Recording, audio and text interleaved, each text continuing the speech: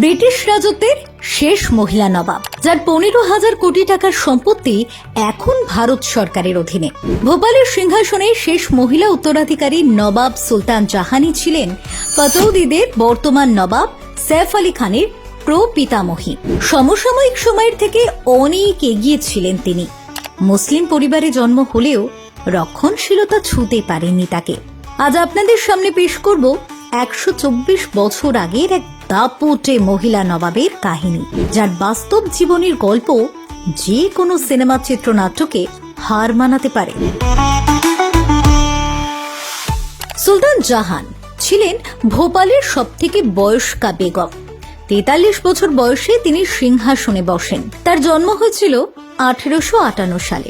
তার বাবা এবং মা ছিলেন বাকি মোহাম্মদ খান এবং বেগম সুলতান শাহজাহান। সুলতান জাহানের জন্মের কয়েক বছর পরেই 1868 সালে তার দিদিমা সিকান্দার বেগমের মৃত্যু হয়। তখন সুলতান জাহানের মা সুলতান শাহজাহানকে সিংহাসনে বসানো হয়।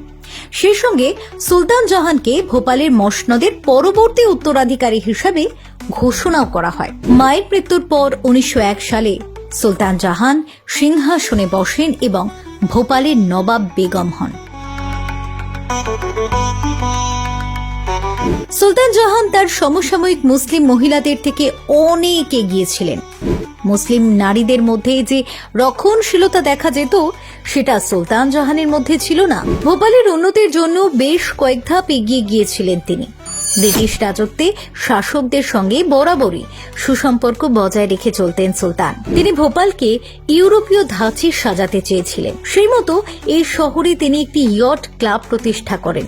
ভোপালকে একটি প্রগতিশীল এবং আধুনিক শহর হিসেবে গড়ে তোলার দিকেও নজর ছিল তার। বিশেষ করে মহিলাদের শিক্ষার উপর তিনি জোর দিতে চেয়েছিলেন। সেই মতো গোটা শহরে তিনি অনেক স্কুল এবং কারিগরি প্রতিষ্ঠান তৈরি করেন।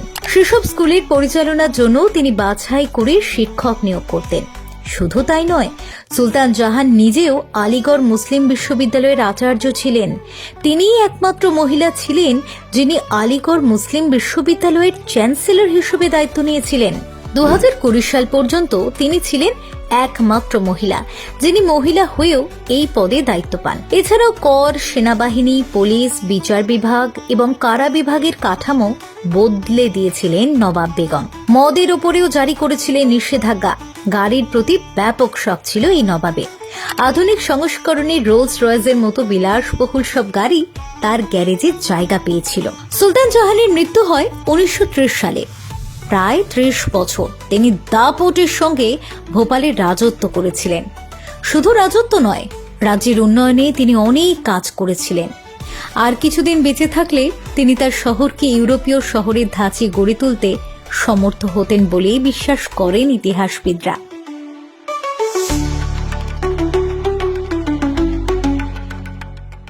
সুলতান জাহানের একটি আত্মজীবনী আছে, যার নাম an account of my life. তার মৃত্যুর 4 বছর আগে ভোপালের নবাব হিসেবে সিংহাসনে বসেন তার একমাত্র ছেলে হামিদুল্লাহ খান। ইনি সৈফের ঠাকুমার বাবা ছিলেন। উত্তরাধিকার সূত্রে সুলতান জাহানের থেকে 15,000 কোটি টাকার সম্পত্তি পেয়েছিলেন হামিদুল্লাহ খান। হামিদুল্লাহ খানের 4 কন্যা সন্তান ছিলেন, আবিদা, সাজিদা, ফারজানা এবং রাবিয়া। সুলতান জাহানের যোগ্য উত্তরসূরি ছিলেন তার নাতনি আবিদা বেগম। ঠাকুরমার মতোই তিনি ছোটবেলা থেকে রোলস রয়েসের মতো গাড়ি চালাতেন, বাঘ শিকার করতেন। 15 বছর বয়সে ভোপালের সিংহাসনে বসেছিলেন আবিদা। তিনি পাকিস্তানে চলে গিয়েছিলেন। সৈফের ঠাকুরদা নবাব ইফতিকার আলী খান পাতৌদির সঙ্গে বিয়ে হয় সাজিদা সুলতানের। যেহেতু আবিদা পাকিস্তানে চলে গিয়েছিলেন, তাই তার সম্পত্তি উত্তরাধিকার সূত্রে চলে আসে সাজিদার হাতে। বংশানুক্রমে সেই সম্পত্তি পান সৈফের বাবা মনসুর আলী খান এবং তার মৃত্যু হলে এতদিন তা ছিল সৈফ এবং তার 2 বোন সোহা আলী খান ও সাবা আলী খানের হাতে। এখন সেই 15,000 কোটি টাকার সম্পত্তি নিয়েই দেখা দিয়েছে নতুন বিবাদ।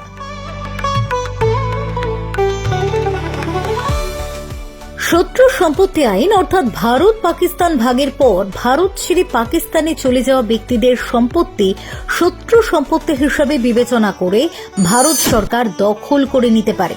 ভোপাল হাইকোর্ট সেই মামলার ওপর স্থগিতাদেশ তুলে নেওয়াতে বেশ বেপাকে নবাব সৈফ। কি হবে এই মামলার পরিণতি তা ক্রমশ প্রকাশ্য। তবে ভোপালের বাসিন্দারা তাদের আদর্শ নবাব বেগম হিসেবে আজও স্মরণ করেন সুলতান জাহানকে। সুলতান জাহান শুধুমাত্র ভোপালের সর্বশেষ মহিলা নবাবী নন, তিনি ছিলেন এক যুগের প্রতীক, যার কর্ম এবং দৃষ্টিভঙ্গি যুগের অনেক আগে এগিয়েছিল। তার জীবনের গল্প একটি অনুপ্রেরণার উৎস, যা আজও আমাদের প্রেরণা দেয়। সুলতান জাহানের একমাত্র ছেলে হামিদুল্লাহ খান, যিনি 15,000 কোটি টাকার বিশাল সম্পত্তির উত্তরাধিকারী, আজ সেই সম্পত্তি নিয়ে ভারতের সরকারের সাথে আইনি দ্বন্দ্বে জড়িয়ে পড়েছেন। ভোপালের বাসিন্দারা এখনো তাকে একজন আদর্শ নবাব বেগম হিসেবেই স্মরণ করেন। আপনি যদি সুলতান জাহানের জীবন এবং তার অবদান সম্পর্কে আরো জানতে চান, তাহলে আমাদের চ্যানেলটিকে সাবস্ক্রাইব করুন এবং কমেন্টে আপনার মতামত জানান। এই ধরনের আরো গুরুত্বপূর্ণ ইতিহাস জানতে আমাদের সাথে থাকুন।